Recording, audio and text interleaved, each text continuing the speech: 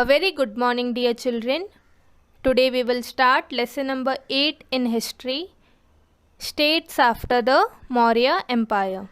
In the previous chapter, India during the Maurya period, we studied about the rule of Chandragupta Maurya, Emperor Ashoka, and his work for the spread of religion, public welfare activities, and also about the art and literature during that period. In this chapter, we shall study about India after the decline of Mauryan period, which new dynasties and kingdoms emerged in India, and how did they expand and extended their kingdoms. Here on the left side, you can see an image of the map.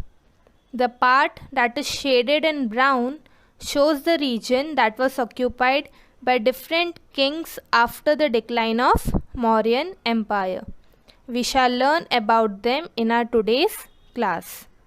The topics we will discuss today are the Shugna dynasty, Indo-Greek kings, Kushana kings, the Gupta dynasty, the Vardhan dynasty, powers in Northeast India.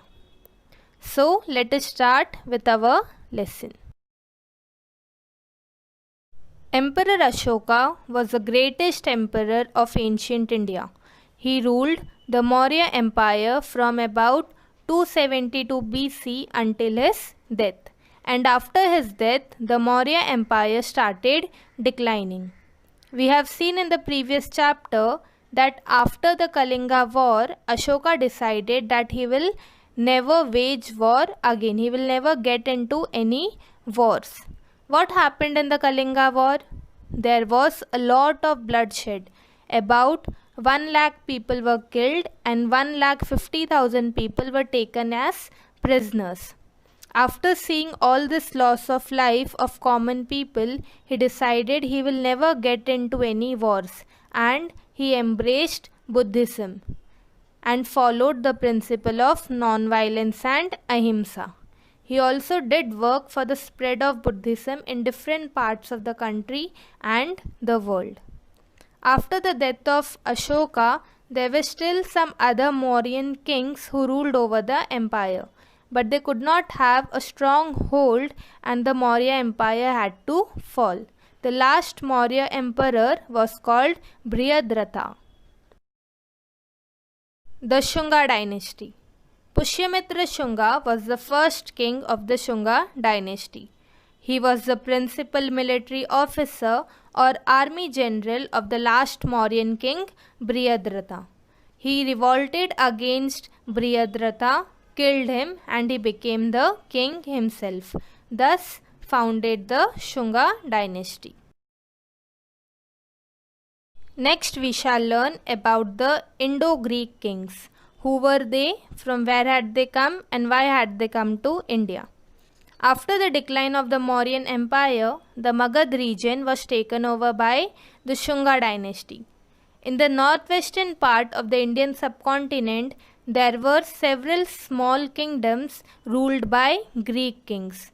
They were known as the Indo-Greek kings. The Indo-Greek kings had established their kingdom in the northwestern part of the Indian subcontinent. The coins minted by these kings are very important. An important characteristics of their coins is that they had a tradition of putting the picture of king on one side and that of a deity on the other side.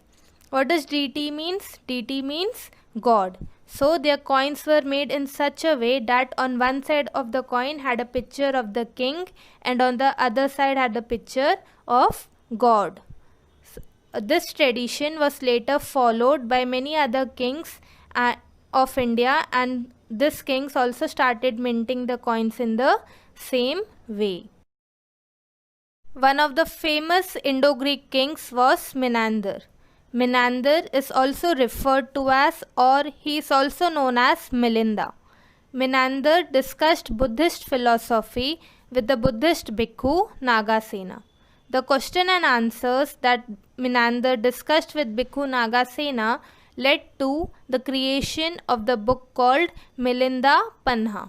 Milind Milinda is another name for King Menander, and Panna is a Pali word which means questions. Thus, Milinda Panna means question discussed by Milinda. This is a book in which the question and answer discussed by King Menander and Bhikkhu Nagasena are compiled together. The Kushana kings. India was invaded from time to time by several tribes.